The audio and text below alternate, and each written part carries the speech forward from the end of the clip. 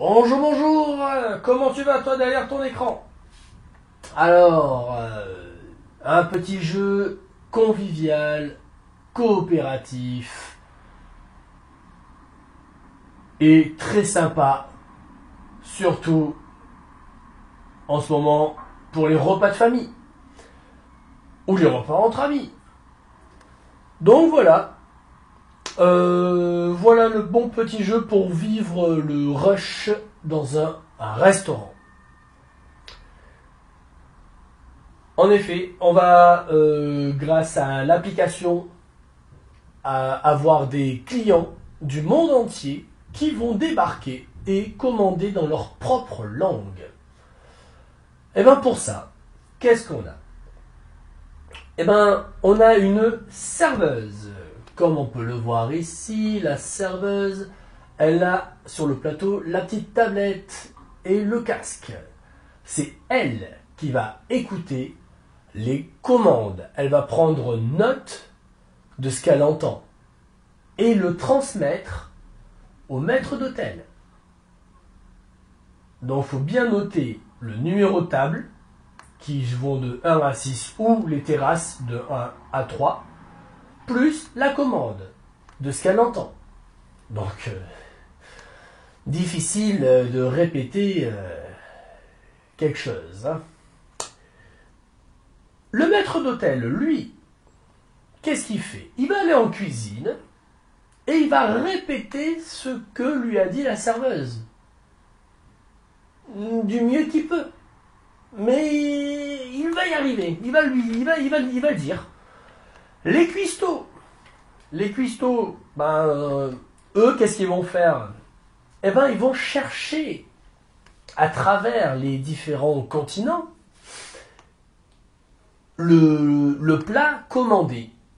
Alors on peut avoir l'intuition, hein, tiens, je pense que c'est plutôt en France, ouais, c'est en Europe, en Amérique, en Océanie, en Asie, en Afrique. Et alors du coup, chaque cuistot va prendre un peu ses cartes.